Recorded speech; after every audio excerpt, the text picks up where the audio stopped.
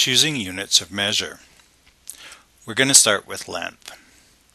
If you know the metric system, you know that if something is very small, you measure it in centimeters. If a distance is very, very big, say from Calgary to Vancouver, you would measure the distance in kilometers. In the old-fashioned American system, called the customary system, we basically use 4 measures of length. The smallest measure is the inch, then the foot, then the yard, and the mile for really big distances.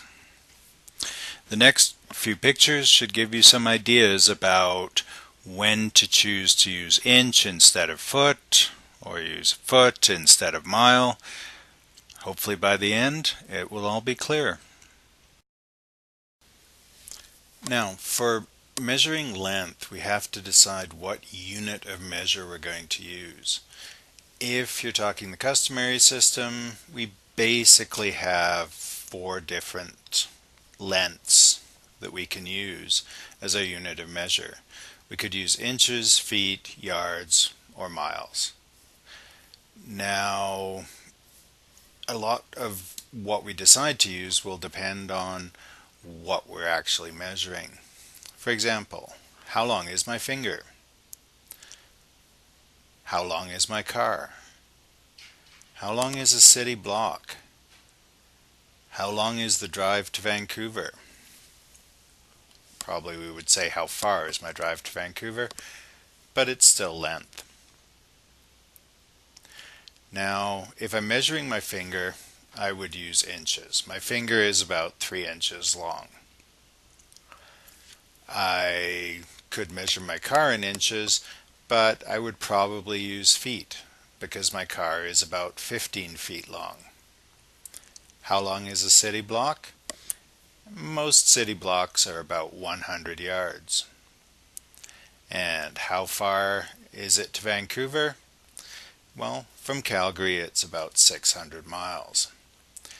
Now, there's no law that says you have to use what I did, but I'd like to point out that the drive to Vancouver is about 38 million inches, and that is too big a number.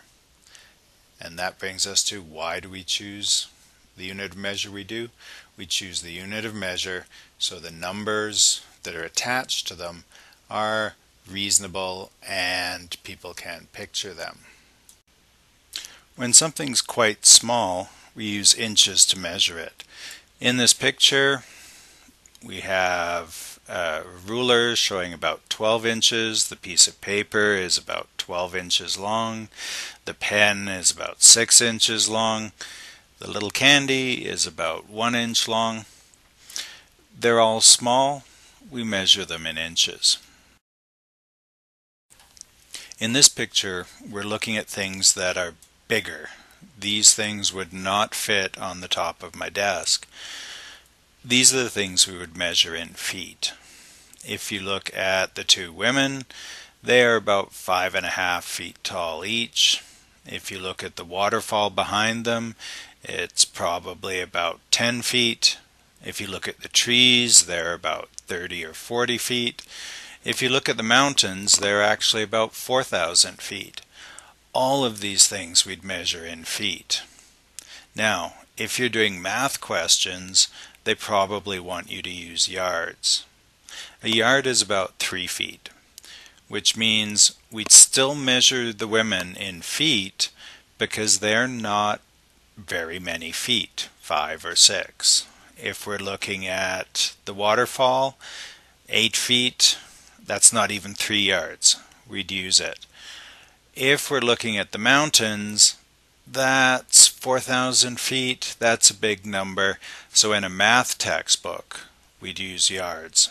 In real life, yards are dying out, even in the United States. I think the only thing I can think of in the real world that we use yards for is measuring the size of football stadiums. This map shows things that you'd measure in miles. Calgary to Vancouver, if you decide to drive it and for some reason you go at the speed limit, it would take you almost 11 hours, not including stops for bathrooms and food. We use miles for big distances like that. Even shorter distances like Calgary to Banff, that's about 70 miles. Calgary to Edmonton is about 180 miles. Those are numbers we can use. Even if we're talking about the distance from Calgary to Toronto, or Calgary to New York, or Calgary to New Delhi in India, we're going to use miles for everything huge like that.